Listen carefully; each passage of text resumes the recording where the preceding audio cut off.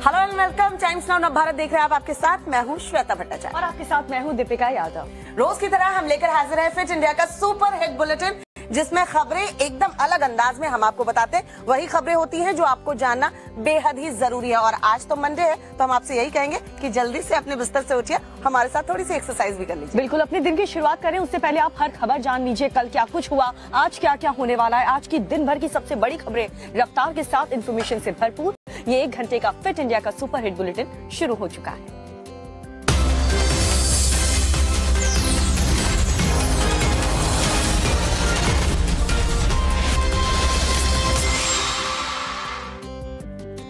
श्वेता, सरकार और पुलिस से आम जनता जो है वो यही उम्मीद करती है कि कानून व्यवस्था बरकरार रहे, उनकी सुरक्षा जो है उनकी वो सुनिश्चित रहे। बिल्कुल। लेकिन जो बदमाश है वो इतने बेखौफ हो जाए कि दिन दहाड़े लूटपाट को अंजाम दे, तो क्या करें ऐसे? जाहिर सी बात है दीपिका, आपने जो कहा ये तो अक्सर देखने को मिलता है। और राजस्थान की मैं बात करूं तो राजस्थान के झुंझुनू में ऐसी ही वारदात जो है सामने आई है, जहां दिन दहाड़े बदमाश जो है एक शॉप में घुस जाते हैं, किस तरीके से फायरिंग करते हैं, पूरी खबर आपको दिखाते हैं इस रिपोर्ट के जरिए। राजस्थान में कानून व्यवस्था का क्या हाल है, इन तस्वीरों को देखकर अंदाजा लगाया जा सकता है। झुंझुनू में उदयपुर वाटी बस स्टैंड पर मौजूद एक दुकान के अंदर 3 नकाबपोश बदमाश घुसते हैं और पिस्टल के दम पर लूट की कोशिश करते हैं। जैसे ही बदमाश पिस्टल दिखाते हैं, दुकानदार और उसकी पत्नी घर के भीतर चले जाते हैं। इसके बाद एक बदमाश कैश काउंटर से पैसे लेने के लिए आगे बढ़ता है, लेकिन कैश काउंटर में पैसे नहीं होने के चलते बदमाश दुकान में ही फायरिंग करते हुए मौके से फरार हो जाते हैं। सूचना मिलते ही पुलिस मौके पर पहुंची और जांच पड़ताल शुरू कर दी। वहीं इस वारदात को लेकर स्थानीय दुकानदारों में काफी आक्रोश देखने को मिल रहा है। पुलिस सीसीटीवी के आधार पर बदमाशों को पकड़ने की कोशिश कर रही है। तो दीपिका, कानून व्यवस्था को लेकर राजस्थान सरकार पहले से ही सवालों के घेरे में है और यहाँ पर व्यापारी जो है वो काफी आक्रोशित है और लगातार कार्रवाई की मांग कर रहे हैं। स्थानीय लोगों में काफी गुस्सा भी है। और गुस्सा हो भी क्यों ना, लेकिन आक्रोश तो नोएडा में भी देखने को मिला है, जहाँ पर 2 पक्ष आपस में भिड़ गए, आमना सामना हुआ। हालात क्या बने, पूरी खबर इस रिपोर्ट में।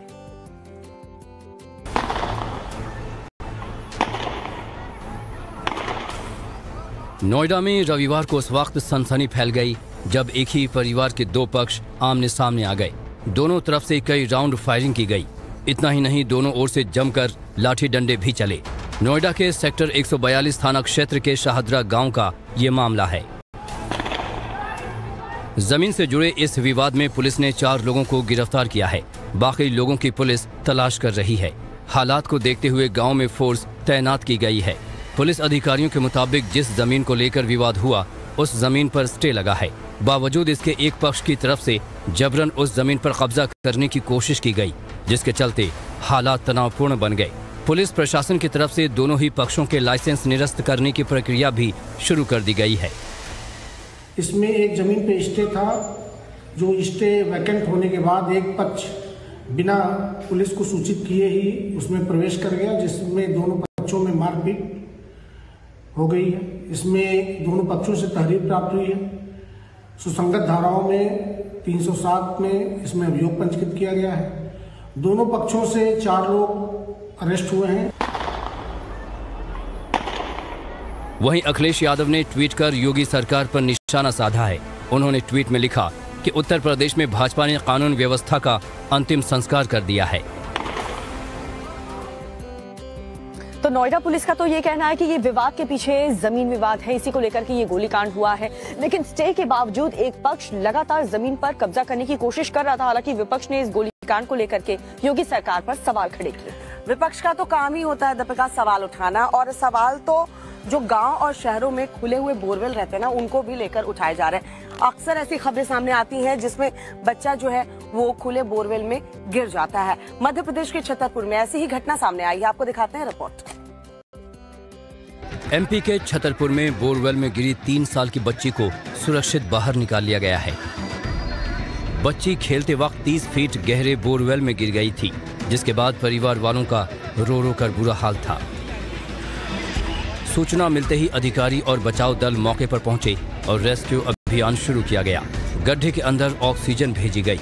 प्रशासन ने बोरवेल के बराबर में एक गड्ढा किया, जिसके जरिए एक रस्सी नीचे भेजी गई। बच्ची सीधी बोरवेल में गिरी थी, लिहाजा उसने रस्सी को पकड़ लिया। धीरे धीरे बच्ची को ऊपर की तरफ खींचा गया और आखिरकार 4 घंटे की मशक्कत के बाद बच्ची को सुरक्षित बाहर निकाल लिया गया। बच्ची को सही सलामत बाहर निकालने पर मुख्यमंत्री शिवराज सिंह चौहान ने जिला प्रशासन, पुलिस बल और बचाव दल को बधाई दी है। उन्होंने बोरवेल में गिरी बच्ची की मां से फोन पर बात कर हालचाल जाना। साथ ही जिला प्रशासन के अधिकारियों को बच्ची के इलाज की पूरी व्यवस्था करने के निर्देश दिए। चलो, गनीमत ये रही कि 3 साल के मासूम को 30 फीट गहरे बोरवेल से जो है सुरक्षित बाहर निकाल लिया गया। लेकिन सवाल ये खड़ा होता है कि आखिर बार बार ऐसी घटनाएं क्यों होती है, और घटनाएं जब होती है दीपिका तो लोग सबक भी नहीं लेते। बिल्कुल सही कहा आपने। और मेघालय और नागालैंड की बात करें तो आज वहां पर मतदान होने वाला है। पवन खेड़ा की अर्जी पर सुप्रीम कोर्ट में सुनवाई होने वाली है और इसी के साथ देश में क्या कुछ होने वाला है 2 मिनट में आपको दिखाते हैं। नागालैंड और मेघालय में आज विधानसभा के लिए मतदान हो रहा है। नागालैंड में 184 तो मेघालय में 375 उम्मीदवार मैदान में हैं। दोनों ही राज्यों में 59 सीटों के लिए वोटिंग हो रही है। मतदान सुबह 7 बजे से शुरू हो चुका है और शाम 4 बजे तक होगा। दोनों ही राज्यों की एक सीट पर वोटिंग नहीं हो रही है। 2 मार्च को दोनों ही राज्यों के नतीजे आएंगे। पीएम मोदी पर अमर्यादित टिप्पणी के मामले पर पवन खेड़ा की अर्जी पर आज सुप्रीम कोर्ट में सुनवाई होगी। पिछली सुनवाई में सुप्रीम कोर्ट ने उन्हें गिरफ्तारी से राहत दी थी। आज सुप्रीम कोर्ट असम और उत्तर प्रदेश में दर्ज एफआईआर को एक साथ जोड़ने और सभी केस एक जगह ट्रांसफर करने पर विचार करेगा। पवन खेड़ा ने पीएम मोदी पर विवादित बयान दिया था, जिसको लेकर राजनीति गर्म हो गई थी। हालांकि बाद में उन्होंने माफी मांग ली थी।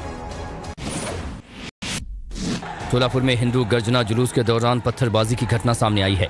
जुलूस पर पथराव का आरोप मुस्लिम समुदाय पर लगा है। बताया जा रहा है कि हिंदू संगठनों ने लव जिहाद के खिलाफ जुलूस निकाला था। इस दौरान भीड़भाड़ वाले बाजार में दंगाइयों ने पथराव कर दिया। सोलापुर पुलिस आरोपियों की गिरफ्तारी और कार्रवाई में जुटी है। घटना के बाद इलाके में तनाव है। भिवानी कांड में कार से बरामद जले शवों की डीएनए रिपोर्ट आ गई है। बुलेरो से बरामद हड्डियां नासिर और जुनैद की ही थी। जिस स्कॉर्पियो कार में दोनों का कथित रूप से अपहरण हुआ था, उसमें पाया गया कि खून भी उन्हीं का था। भरतपुर के आईजी गौरव श्रीवास्तव ने इसकी जानकारी दी है।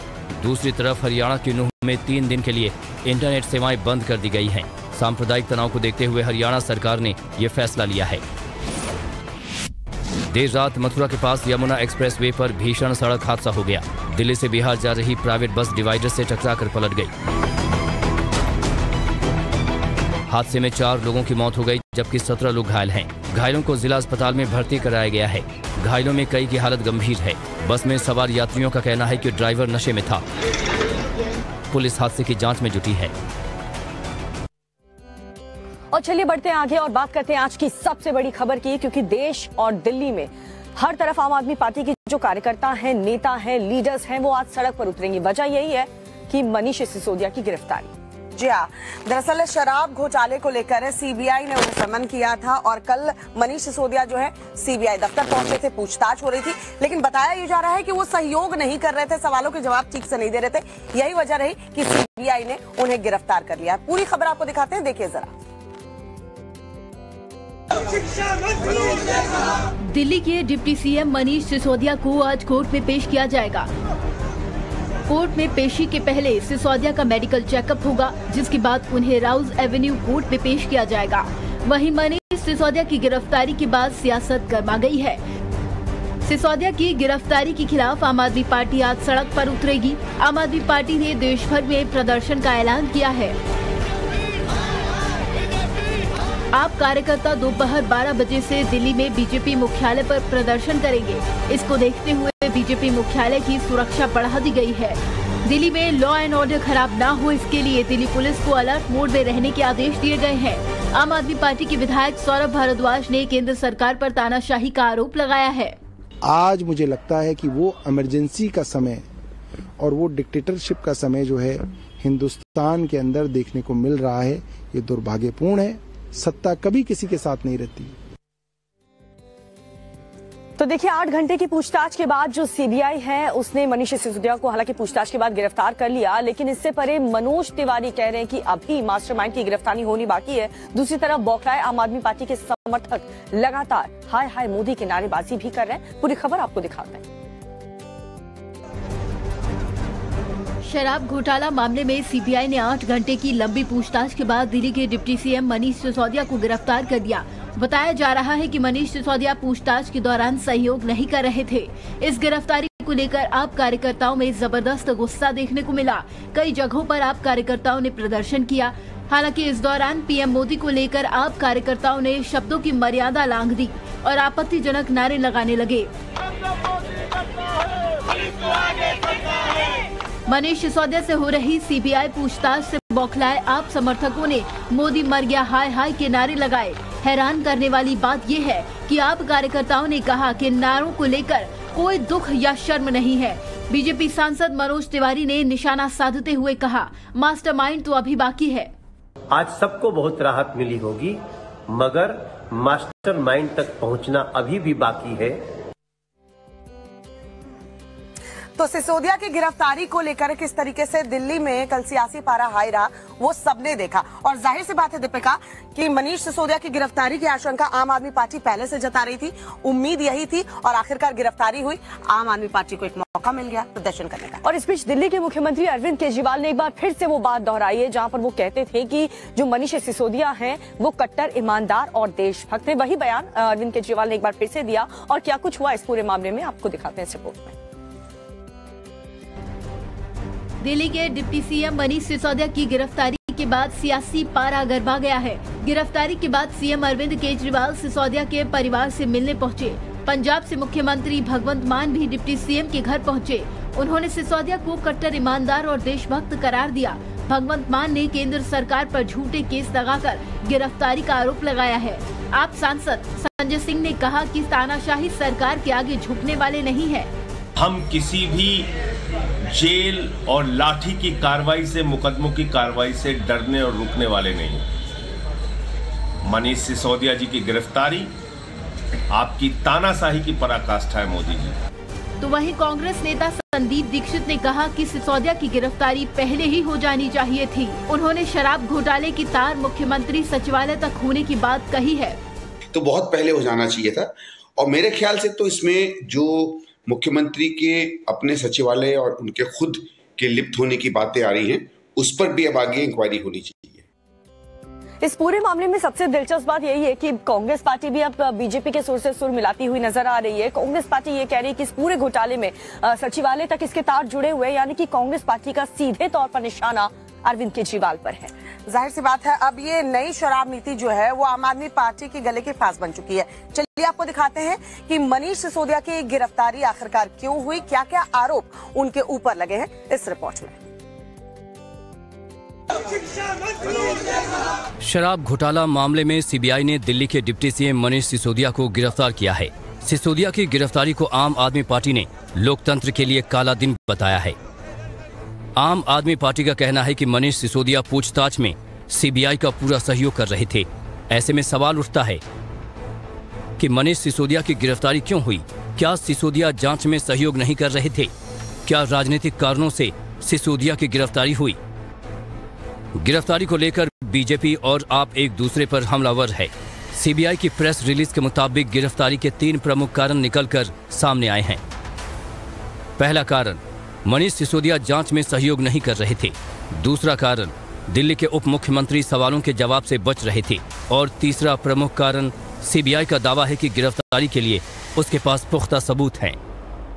सत्ता हमेशा बदलती रहती है। कल जब ये सत्ता भारतीय जनता पार्टी से निकलकर दूसरे के पास जाएगी, वो लोग भी इस सरकार का अनुसरण करके अगर इस तरीके से राजनीतिक प्रतिद्वंदियों को जेल में डालेंगे तो इस देश की डेमोक्रेसी का, इसके प्रजातंत्र का, इसके पूरे के पूरे इंस्टीट्यूशन का क्या होगा। सीबीआई ने पहली बार 17 अक्टूबर को सिसोदिया से पूछताछ की थी। सिसोदिया ने कई सवालों के जवाब नहीं दिए थे। दोबारा पूछताछ के लिए सिसोदिया को 26 फरवरी के लिए समन भेजा गया। सीबीआई ने वही सवाल फिर से दोहराए जिनके जवाब सिसोदिया ने नहीं दिए थे। सीबीआई का दावा है कि सिसोदिया ने दूसरी बार भी सवालों के जवाब नहीं दिए, जिसके बाद उन्हें गिरफ्तार करना ही एक विकल्प बचा था। तो आज पूरे देश में आम आदमी पार्टी का दरअसल दंगल देखने को मिलेगा और इसके लिए तैयारी भी आम आदमी पार्टी ने कर रखी है। बीजेपी मुख्यालय के बाहर सुरक्षा के कड़े बंदोबस्त भी कर दिए गए। टाइम्स नाउ भारत पर दिल्ली के सियासी संग्राम की पल पल की अपडेट आप आज देखेंगे, लेकिन अभी फिलहाल आपको दिखाते हैं देश में कुछ वायरल वीडियोस। 2 मिनट।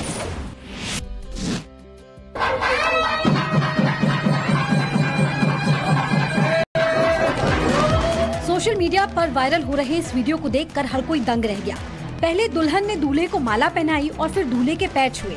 इसके बाद फौरन दूल्हा नीचे झुकता है, बकायदा दुल्हन के पाँव में अपना सिर रख देता है। इस पर मौजूद वहाँ लोग हुटिंग करने लगते हैं, वहीं लड़की के आंखों से आंसू झड़ने लगते हैं। शादी को यादगार बनाने के लिए दोस्त कुछ भी कर जाते हैं। ये वीडियो देखिए, रिसेप्शन चल रहा है, तभी बुर्का पहने वहाँ एक महिला धड़धड़ाती हुई स्टेज पर पहुँचती है और दूल्हे के गले लग जाती है। दूल्हा बेचारा कुछ समझ नहीं पाता और घबराहट में इधर उधर देखने लगता है। नई नवेली दुल्हन भी उनके मिलने के अंदाज को देखकर असहज हो जाती है। तभी बुर्के वाली महिला का चेहरा खुलता है और सभी हंस हंस कर लोटपोट हो जाते हैं, क्योंकि अंदर लड़की नहीं बल्कि दूल्हे का दोस्त था। नाले के ऊपर स्टंटबाजी करना लड़की को भारी पड़ गया। ये वीडियो देखिए, लड़की नाले के ऊपर रखे लकड़ी के पार्ट पर योग करने की कोशिश करती है। सब कुछ ठीक चल रहा था कि अचानक वो अपना बैलेंस खो देती है और धड़ाम से नीचे नाले में जा गिरती है। ये वीडियो सोशल मीडिया पर खूब वायरल हो रहा है और लड़की की स्टंटबाजी पर लोग तरह तरह के कमेंट्स कर रहे हैं। आप भी जंगल सफारी के शौकीन हैं तो इस वीडियो को अंत तक देखिए। कुछ पर्यटक जंगल में घूम रहे गैंडों को अपने कैमरे में शूट कर रहे हैं, लेकिन इसी बीच एक गैंडा अचानक उनके पीछे पड़ जाता है। वो उनकी गाड़ी की तरफ दौड़ने लगता है। ऐसे में ड्राइवर गाड़ी को बैक करने के चक्कर में बैलेंस नहीं कर पाता और गाड़ी सड़क के किनारे पलट जाती है। वो तो गनीमत रही कि हादसा होने से पहले ही गैंडा जंगल की तरफ चला गया। इस वायरल वीडियो को देखकर हर कोई हैरान है। वीडियो में आप देख सकते हैं कि एक बुजुर्ग महिला ने प्लास्टिक की थैली में पानी भरा और उसे आग पर चढ़ा दिया। फिर वो थैली में तरह तरह के मसाले डालती है, पकने के लिए रख देती है। सबसे हैरान करने वाली बात यह है कि ये आग के संपर्क में आने के बाद भी प्लास्टिक की थैली ना तो फटती है और ना ही गलती है। इस वीडियो को अब तक 2 मिलियन से ज्यादा बार देखा जा चुका है। और चलिए खबरों में आगे बढ़ते हुए बात करते हैं असदुद्दीन ओवैसी की भड़काऊ राजनीति की। दरअसल मुंबई में ओवैसी ने बयान दिया है कि वो हमें कहते हैं वोट काटने वाला, लेकिन हम जालिमों के खिलाफ चुनाव लड़ते रहेंगे। दरअसल AIMIM के राष्ट्रीय अधिवेशन में UCC और मुसलमानों पर जो हिंसा हो रही है उसके खिलाफ जो है प्रस्ताव भी पास किया गया और यहाँ पर असदुद्दीन ओवैसी ने न सिर्फ बीजेपी, कांग्रेस और NCP पर भी जोरदार हमला बोला है। रिपोर्ट आपको दिखाते हैं, देखिए जरा। 2024 को लेकर ओवैसी भी सियासी जोर आजमाइश में जुटे हुए हैं। ठाणे के मुंब्रा में हुए 2 दिवसीय राष्ट्रीय सम्मेलन में AIMIM ने कई प्रस्ताव पास किए, जिनमें मुस्लिमों और अनुसूचित जातियों के खिलाफ हिंसा और भारत को हिंदू राष्ट्र बनाने जैसे मुद्दे हावी रहे। राष्ट्रीय कन्वेंशन में कुल 16 रेजोल्यूशन पास किए गए, जिनमें यूनिफॉर्म सिविल कोड लागू नहीं करने और हेट क्राइम को रोकने की मांग की गई। हरियाणा के भिवानी में 2 मुस्लिमों की मौत के मुद्दे पर भी राष्ट्रीय सम्मेलन में चर्चा हुई। बीफ के मुद्दे पर ओवैसी ने बीजेपी पर दोहरा रवैया अपनाने का आरोप लगाया। ओवैसी ने पीएम मोदी पर निशाना साधते हुए कहा कि पीएम का सबका साथ सबका विकास हकीकत नहीं बल्कि धोखा है। चीन मुद्दे पर भी ओवैसी केंद्र सरकार पर हमलावर नजर आए।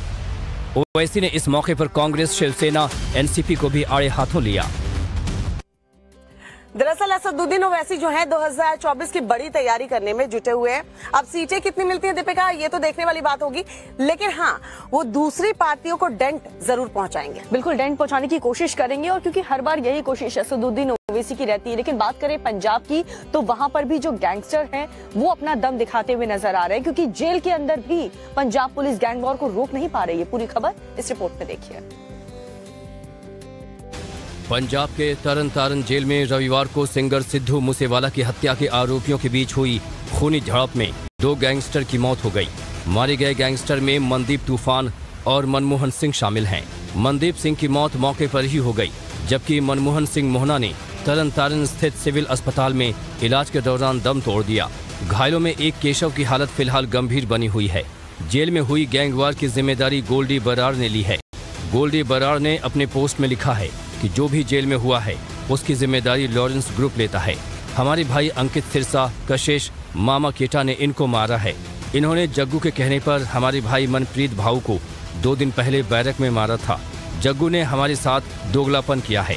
इन लोगों ने हमारी जानकारी पुलिस को दी। पोस्ट में आगे लिखा है कि हमारे साथी जगरूप रूपा और मनु की जानकारी पुलिस को देकर उनका एनकाउंटर करवाया गया। जग्गू ने हमारा बहुत नुकसान किया और अब जग्गू के गुर्गों की खैर नहीं, अब वो बच कर रहें। वो लोग हमारे टारगेट पर हैं। पोस्ट में आगे लिखा है कि हम न नशा भेजते हैं, न हम नशा करते हैं और न बेचने देंगे। बीते साल कांग्रेस के टिकट पर पंजाब विधानसभा चुनाव लड़ने वाले सिंगर सिद्धू मूसेवाला की 29 मई 2022 को पंजाब के मनसा जिले में गोली मारकर हत्या कर दी गई थी। तो जेल में जो गैंगवॉर चल रहा है उसकी जिम्मेदारी कनाडा में बैठे गोल्डी बराड़ ने ली है। आपको याद होगा मूसेवाला की साजिश भी उसी ने रची थी, वही प्लानिंग किया था। लेकिन जो गैंगवॉर हो रहा है वहां पर, जो जिस तरीके का उत्पात यहाँ पर गैंगस्टर मचा रहे हैं, उसको लेकर के पंजाब पुलिस पर कई तरीके के सवाल खड़े हो रहे हैं। पंजाब पुलिस पर तो सवाल उठ ही रहे हैं। सवालों के घेरे में मान सरकार भी है। जी हाँ, जिस तरीके से गैंगस्टर हो या खालिस्तानी समर्थकों का तांडव हो, उसके खिलाफ सरकार जो है वो बेबस ही नजर आ रही है और जाहिर सी बात है इसलिए सरकार पर सवाल खड़े हो रहे हैं। अमृतपाल पर अभी तक केस दर्ज नहीं किया गया है। जिस तरीके से उनके समर्थकों ने हंगामा किया था उसके खिलाफ भी अभी तक कोई केस दर्ज नहीं हुआ। रिपोर्ट आपको दिखाते हैं, देखिए जरा।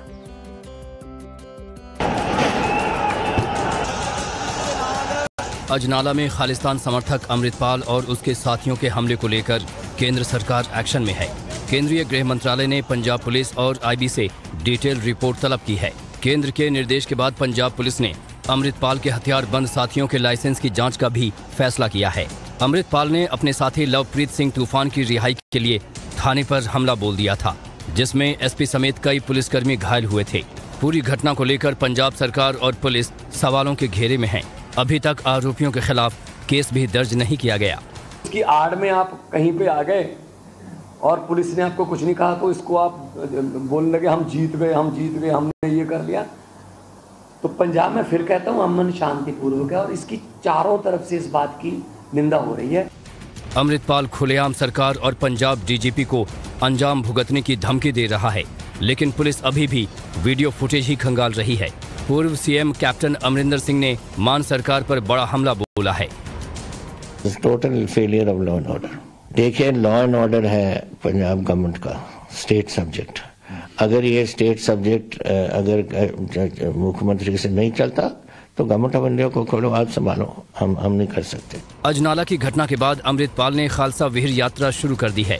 इसमें बड़ी संख्या में सिख युवा शामिल हो रहे हैं। इसके जरिए वो खालिस्तान की मुहिम को आगे बढ़ा रहा है। सवाल ये है कि क्या पंजाब सरकार अमृतपाल से डर गई है? तो की कर रहे थे। देखिए, बिहार हो, राजस्थान हो, तमाम जगह जो है पुलिस के ऊपर सवाल उठ रहे हैं। पंजाब की भी हमने बात की, यहाँ पर भी पुलिस के ऊपर सवाल उठते हैं। पुलिस जो है ठीक तरीके से अपना काम नहीं करती है और उसके बाद पूरे शहर की कह सकते हैं कि स्थिति ऐसी हो जाती है कि जो गैंगस्टर हैं या जो अपराधी हैं वो बेलगाम घूमते रहते हैं। बिल्कुल, बिहार की अगर बात करें तो वहाँ पर अपराधियों के हौसले किस कदर बुलंद है ये आपने देखा होगा, क्योंकि रह रहकर वहाँ से खबरें आती रहती हैं। लेकिन बिहार पुलिस की अगर बात करें तो अपराधियों पर अंकुश लगा नहीं पा रही। शहीद के परिवार पर दम दिखाने का काम जरूर वहाँ पर किया जा रहा है। बिहार की वैशाली में हुआ क्या, आप भी देखिए। बिहार की वैशाली पुलिस सवालों के घेरे में है। आरोप है कि गलवान में शहीद हुए जवान जय किशोर सिंह के पिता के साथ पुलिस ने न सिर्फ बदसलूकी की बल्कि अभद्रता करते हुए जेल भी भेज दिया। पूरी घटना सीसीटीवी में कैद हुई है। कल रात में हुआ जब थाना पर भारी साहब आए थे 3-4 गाड़ी से और पिताजी को यहाँ से अरेस्ट कर लिए और अरेस्ट जो है घींचते घांचते और 2-3 फैट पीछे से चला भी दिए हैं और गाड़ी में यहाँ से जब अरेस्ट करके ले गए हैं तो अभद्र माने गाली दिए हैं। शहीद के पिता पर जमीन कब्जाने का आरोप लगा है, जिसके चलते पुलिस ने केस दर्ज किया था। ये अभियुक्त पक्ष का भी जमीन है और उसी रोड के सामने पक्ष में जो वादी पक्ष है उनका जमीन है। उस कम्प्लीटली जो जमीन है उस पे उस रास्ता निकलता है वादी पक्ष का। उस कंप्लीट रास्ता को उन्होंने अवरुद्ध करके स्मारक बनाया है, जिसमें इन्होंने कोई परमिशन नहीं लिया है। उनके रास्ते को अवरुद्ध करके इन्होंने स्मारक बनाया है, जिस कारण ये केस हुआ है। शहीद के पिता को गाली गलौज करते हुए कॉलर से पकड़कर पुलिस गाड़ी में जबरन बैठाकर थाने ले गई। इस मामले को लेकर स्थानीय लोगों में काफी आक्रोश देखने को मिल रहा है। अगर इस मामले में इस परिवार को अगर इंसाफ नहीं मिलता है, अगर मूर्ति की स्थापना नहीं होती है तो हम लोग आंदोलन करेंगे। वैशाली पुलिस ने किस तरीके से यहाँ पर शहीद के परिवार वालों के साथ बदसलूकी की, बुरा व्यवहार किया, ये आपने देखा। और यहाँ पर लोगों के मन में काफी ज्यादा आक्रोश भी है बिहार पुलिस के इस रवैये को लेकर। देश और विदेश की कुछ और बड़ी खबरें हम आपको दिखाएंगे, लेकिन सबसे पहले आइए नजर डाल लेते हैं इंटरनेशनल कुछ वीडियोस पर। देखिए किस तरीके से एक महिला ने WWE स्टाइल में एक शख्स की पिटाई की है, देखिए जरा। मोबाइल के बिना लोग एक पल भी नहीं रह सकते। इस वीडियो को देखिए, एक महिला किचन में खाना बनाते दिख रही है और जुगाड़ से मोबाइल भी चला रही है। महिला सिर पर प्लास्टिक का एक डंडा बांध रखी है और उसी डंडे पर मोबाइल को बांध रखा है और मस्त होकर दोनों काम एक साथ कर रही है। महिला का ये वीडियो सोशल मीडिया पर वायरल हो रहा है। लोग महिला के जुगाड़ की तारीफ कर रहे हैं। हैरान कर देने वाले इस वीडियो को देखिए। महिला एक वकील को पहले फ्लोर से लेकर नीचे कूद जाती है। महिला ने ठीक वैसे ही सुप्लेक्स लगाया जैसे WWE में लगाते हैं। दोनों बेसुध हालत में नीचे पड़े रहते हैं। महिला ने ऐसा क्यों किया, इसका खुलासा भी नहीं हुआ, लेकिन लोग महिला की इस बहादुरी की दाद दे रहे हैं। वहां मौजूद किसी ने इस पूरी घटना को कैमरे में कैद कर वायरल कर दिया। वायरल वीडियो में नजर आने वाली बच्चियां काफी कम उम्र की हैं। दोनों एक ही रस्सी के सहारे कूद रही हैं। इनके बीच का कोऑर्डिनेशन और बैलेंस तारीफ के काबिल है। पहले पिछली वाली लड़की रस्सी पकड़े दिख रही है, इसी बीच अगली वाली अलग अलग प्रकार के करतब दिखाती है। कभी वो हाथ बांध लेती है तो कभी कूदते कूदते घूम जाती है। इसके बाद कूदते कूदते ही पिछली लड़की बगल में आती है और दूसरा छोर पहली लड़की पकड़ लेती है और उनका संतुलन और कोऑर्डिनेशन बिल्कुल भी नहीं बिगड़ता।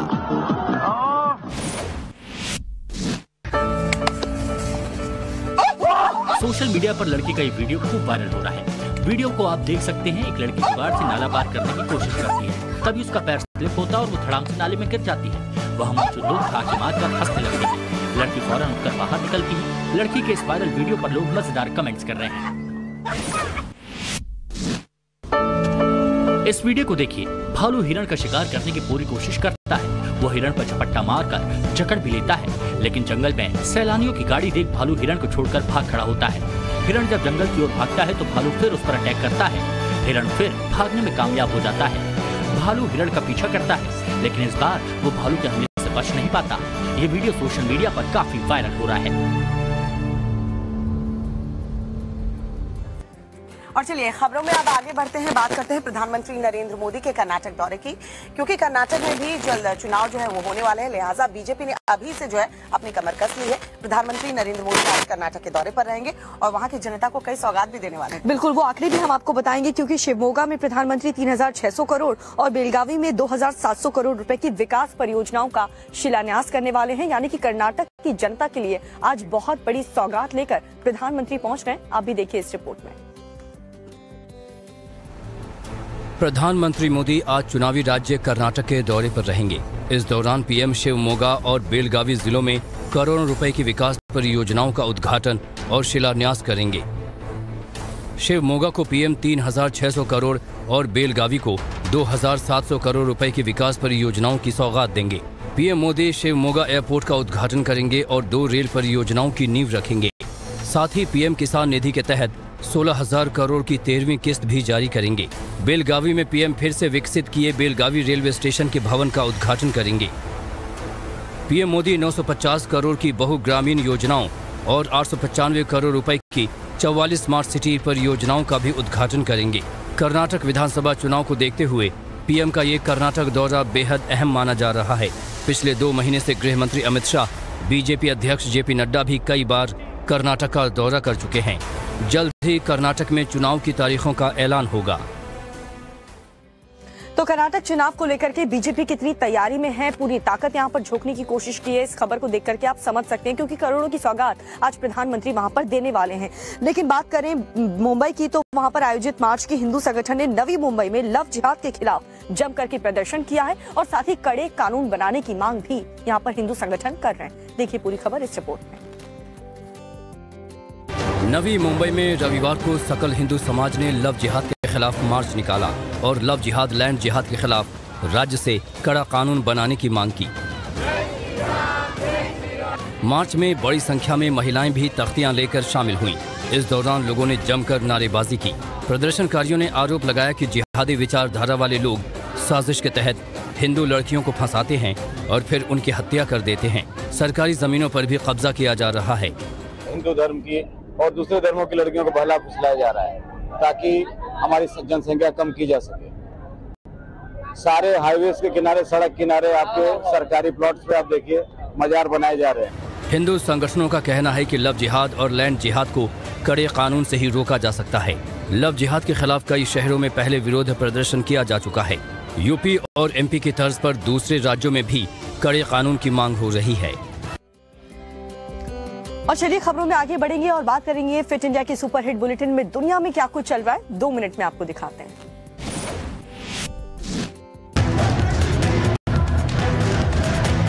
ब्राजील में इन दिनों सांबा कार्निवल की धूम। रियो डी जेनेरियो में भव्य कार्निवल चैंपियंस परेड निकाली गई, जिसमें हजारों लोगों ने हिस्सा लिया। टॉप के 6 सांबा स्कूलों ने रंगारंग झांकियां निकाली, जिसने पर्यटकों का मन मोह लिया। इम्पेरेक्ट्रिस लियोपोल्डिनेंस ने साल 2023 का रियो डी जेनेरियो कार्निवल का खिताब अपने नाम किया था। वीडियो वेस्ट बैंक के हेब्रोन शहर का है। यहाँ पर फिलिस्तीनी प्रदर्शनकारी और इजरायली सुरक्षा अधिकारियों के बीच जोरदार झड़प हुई। दोनों तरफ से ताबड़तोड़ पत्थर फेंके गए। इसके बाद प्रदर्शनकारियों पर काबू करने के लिए जवानों ने दनादन आंसू गैस के गोले छोड़े। फिलिस्तीनी नागरिक इब्राहिम मस्जिद हत्याकांड की 29वीं बरसी मनाने के लिए सड़कों पर उतरे थे, लेकिन मार्च के दौरान ही इजरायली जवानों से भिड़ गए।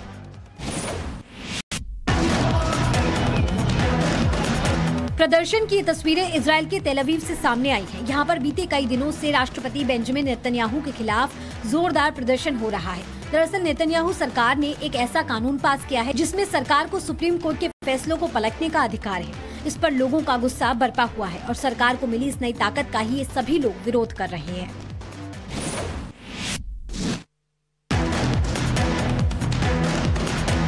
भीषण आग का ये वीडियो नॉर्थ अमेरिकी देश क्यूबा का है। क्यूबा में आजकल ड्राई सीजन है, जिसकी वजह से जनवरी से अब तक क्यूबा में 80 बार से अधिक आग लग चुकी है। अब एक बार फिर क्यूबा के जंगलों में आग धधक रही है। आग से हजारों एकड़ जंगल जलकर खाक हो गए हैं। आग पर अब तक काबू नहीं पाया जा सका। हालात को देखते हुए रिहायशी इलाकों को अलर्ट कर दिया गया है।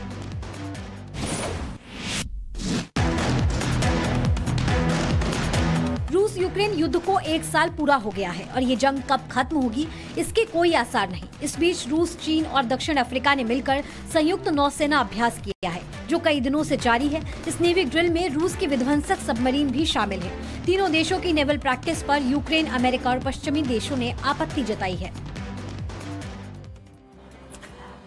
2024 में होने वाले आम चुनाव को लेकर कांग्रेस ने भी अपनी तैयारी जो है वो अभी से शुरू कर दी है। रायपुर में जो राष्ट्रीय अधिवेशन हुआ उसमें कई अहम फैसले जो हैं कांग्रेस की तरफ से लिए गए। अब बताया ये भी जा रहा है कि दूसरे भारत जोड़ो यात्रा की तैयारी में कांग्रेस जुट गई है। और अधिवेशन के आखिरी दिन की बात करें तो राहुल गांधी ने केंद्र सरकार पर हिंडनबर्ग की रिपोर्ट पर जम करके वार किया है। हालांकि बीजेपी की तरफ से भी पलटवार करने में देरी नहीं हुई है। आप देखिए इस खबर को। कांग्रेस एक और भारत जोड़ो यात्रा निकालने की तैयारी कर रही है। ये यात्रा अरुणाचल प्रदेश से गुजरात तक होगी। रायपुर में कांग्रेस के 85वें अधिवेशन के आखिरी दिन कांग्रेस नेता जयराम रमेश ने इसकी जानकारी दी। अधिवेशन के आखिरी दिन राहुल गांधी ने एक बार फिर हिंडनबर्ग केस और चीन पर केंद्र सरकार को घेरा। इसका मतलब जो आपसे शक्तिमान है उससे आप लड़ो ही मत, जो आपसे कमजोर है उसी से लड़ो। इसको कायरता कहा जाता है। राहुल गांधी के हमले का बीजेपी ने करारा जवाब दिया। केंद्रीय मंत्री अनुराग ठाकुर ने कहा कि राहुल ने विदेश मंत्री के बयान को तोड़ मरोड़ कर पेश किया। जब चीन अतिक्रमण कर रहा था बॉर्डर पर, तब भारतीय सेना मुंह तोड़ जवाब दे रही थी, क्योंकि भारत के प्रधानमंत्री और 140 करोड़ भारतीय राहुल गांधी जी और कांग्रेस के नेताओं को छोड़कर सेना के पीछे खड़े थे। अनुराग ठाकुर ने कहा कि झूठे आरोपों से देश का युवा भ्रमित नहीं होगा। राहुल गांधी कांग्रेस को मिले चीनी चंदे पर क्यों नहीं बोलते। तो चीन और अडानी के मुद्दे पर वार पलटवार जबरदस्त तरीके से हो रहा है। एक तरफ कांग्रेस लगातार हमला बोल रही है, केंद्र सरकार की तरफ से भी जवाब दिए जा रहे हैं। यानी कि 2024 का चुनाव जबरदस्त घमासान होने वाला है। बिल्कुल सियासी संग्राम की बात कर रही है दीपिका। तो यूपी के प्रयागराज में शूटआउट को लेकर जिस तरीके से सियासत छिड़ी हुई है, किस तरीके से अब वहां पर एक्शन देखने को मिल रहा है, क्योंकि यहाँ पर एसटीएफ अब एक्शन में नजर आ रही है। पूरी खबर आपको दिखाते हैं, देखिए जरा। यूपी एटीएस ने प्रयागराज शूटआउट की जांच तेज कर दी है। एडीजी एटीएस अमिताभ यश ने घटनास्थल का दौरा किया है। एटीएस 1 दर्जन से ज्यादा संदिग्धों को हिरासत में लेकर पूछताछ कर रही है। पुलिस का दावा है कि सीसीटीवी फुटेज में अतीक के कई गुर्गे दिखाई दिए हैं। बताया जा रहा है तकरीबन 1 दर्जन से अधिक लोगों को उठाया गया है, जिसमें बरेली से भी संबंधित कुछ लोगों को उठाया गया है। वहीं अहमदाबाद से जेएलबी एसटीएफ की टीम पहुंची है। हम ये उसी घटनास्थल पर मौजूद है जहां पर इस वारदात को अंजाम दिया गया था। आप इसे देख सकते हैं, ये जो इलेक्ट्रॉनिक की दुकान जो देख रहे हैं आप, यहीं पर वो जो कैप लगाया हुआ बदमाश था, वो इसी दुकान पर ही घात लगाए हुए बैठा था। अतीक अहमद के बेटों और पत्नी को हिरासत में लेकर पुलिस पहले ही पूछताछ कर रही है। घटना के वक्त अतीक के बेटों का लोकेशन ट्रेस किया जा रहा है। आसपास के जिलों से भी संदिग्धों को पकड़ा गया है। डीजीपी के मुताबिक जांच सही दिशा में चल रही है। तेज गति से अन्वेषण चल रहा है। कमिश्नर प्रयागराज रमित शर्मा और हमारे ADG STF, ADG law and order, ये सभी अधिकारी निरंतर इसका पर्यवेक्षण कर रहे हैं। उमेश पाल के दूसरे गनर राघवेंद्र की हालत भी गंभीर बनी हुई है। उन्हें इलाज के लिए लखनऊ रेफर किया गया है। गनर राघवेंद्र को 3 गोलियां लगी थीं, जिन्हें ऑपरेशन कर निकाल दिया गया है, लेकिन उनकी हालत गंभीर है। उमेश पाल हत्याकांड से पूर्व विधायक राजू पाल की पत्नी और कौशाम्बी के चाल से विधायक राजू पाल की पत्नी भी खौफ में हैं। उन्होंने सीएम योगी से वायु श्रेणी की सुरक्षा की गुहार लगाई है। उमेश पाल हत्याकांड के बाद राजू पाल का परिवार दरअसल दहशत में है। राजू पाल की पत्नी पूजा पाल ने सीएम योगी आदित्यनाथ को चिट्ठी लिखी है और सुरक्षा की मांग भी की है। और चलिए खबरों में आगे बढ़ते हुए बात करेंगे बागेश्वर धाम धीरेन्द्र शास्त्री की, यानी कि उन्होंने हिंदू राष्ट्र को लेकर के एक बार फिर से बड़ा बयान दिया है। वो कह रहे हैं कि अगर हिंदू राष्ट्र बनाने को लेकर संविधान का संशोधन करना पड़े तो वो भी करना चाहिए। सुनिए क्या कुछ कहा उन्होंने। बागेश्वर बाबा पंडित धीरेन्द्र शास्त्री ने हिंदू राष्ट्र को लेकर एक बार फिर बड़ा बयान दिया है। उन्होंने कहा कि भारत को हिंदू राष्ट्र बनने से कोई नहीं रोक सकता। यहाँ रहने वाला हर नागरिक सनातनी है। टीकमगढ़ में धीरेन्द्र शास्त्री ने कहा कि 2/3 बहुमत होगा तो संविधान संशोधन भी हो जाएगा। केवल हिंदू राष्ट्र हो ऐसी बात चलेगी। अब बना करके भारतीय हिंदुओं को बताना पड़ेगा, घर से बाहर निकलना पड़ेगा, कुछ करके बताना पड़ेगा, तभी कुछ काम होगा। अब तो हम इसी उद्देश्य पर आ गए हैं कि हम कुछ करके बताएंगे। धीरेन्द्र शास्त्री ने कहा कि हिंदुत्व को सबसे बड़ा खतरा जातिवाद से है। बाबा ने दावा किया कि पाकिस्तान का जल्द भारत में विलय होने वाला है। भाई सालिग्राम पर लगे आरोप और विवादों पर उन्होंने कहा कि साजिशें हो रही हैं। कानून अपना काम करेगा, सत्य की जीत होगी। हमारे ऊपर आरोप लगा रहे, ये आपकी सोच है। आपकी मीडिया के माध्यम से हम बताना चाहते हैं कि 125 कन्या विवाह में मात्र 2 सामान्य वर्ग की बेटियों का विवाह हुआ है, बाकी अनुसूचित जाति और अनुसूचित जनजाति बेटियों का विवाह करवाया है। बागेश्वर बाबा ने एमपी में शराबबंदी का समर्थन किया। उन्होंने कहा कि उमा भारती बढ़िया काम कर रही हैं। तो आगे कुछ और खबरें आपको दिखाएं, उससे पहले एक छोटा सा ब्रेक हुआ था। लेकिन ब्रेक के उस पार हम आपको दिखाएंगे आज है नागालैंड और मेघालय में विधानसभा चुनाव के लिए वोटिंग जो है वो जारी है। पूरी खबर ब्रेक के बाद।